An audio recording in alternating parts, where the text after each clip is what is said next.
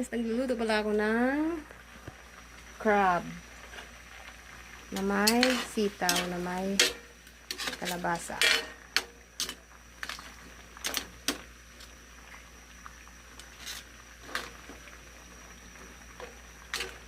Yan guys.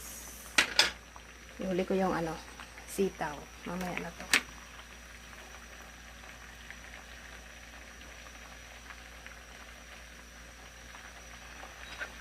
Wala lang malunggay. Kasi natamad ako kumuha ng malunggay.